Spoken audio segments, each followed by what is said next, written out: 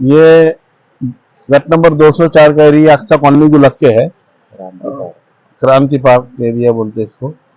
यहाँ पे अभी तक रोड नहीं है, गटर नहीं है, 20 साल से ये बस्ती है। लेकिन यहाँ रोड गटर नहीं होने की वजह से सभी लोगों ने अपने ठोस खड्डे फुल हो जाने की वजह से सभी लोगों ने अपने पाइप इस बावड़ी में डाले हुए, और ये बावड़ी में कचरा भी दुनिया भर का जमा हुआ है। हम लोग काफी दौड़े, काफी मेंबर्स को बोले, लेकिन कोई ध्यान नहीं दिया इस पर।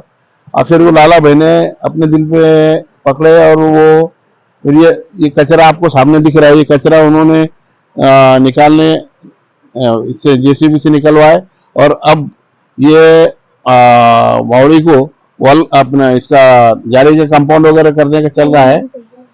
यहाँ पे ये बावड़ी की वजह से डेंगू मलेरिया की तकलीफ सब बच्चों को आम हो गई थी, और वो वजह से इसको सफाई करना भी काफी जरूरी था।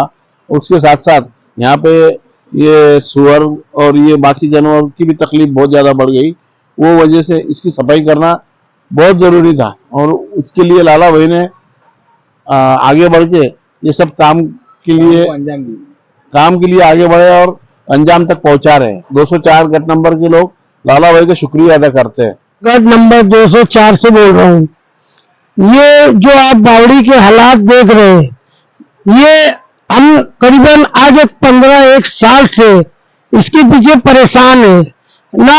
अब एक लाला भाई की मेहरबानी कि हमको पानी के तो सुविधा कर दिए, अब इनके पीछे हम 2-3 महीने में हर बार बावड़ी खाली कराओ, और बावड़ी में बद जानवर और कुत्ते बिल्ली गिरते हैं, वो उनके भी एक जान होती है। तो मैं अपने गांव के बड़े बड़े रहनुमाओं से, प्रशासन से और खास करके जो शहर के जाने माने लोग हैं उनसे अपील करता हूँ, और खास करके म्युनिसिपल कमिश्नर को ये अपील करता हूँ की सर तुमचे पण मुलं बाळ असतील तर ये घाणमध्ये कसं जीव काढतील, तुम्ही जरा कृपा करून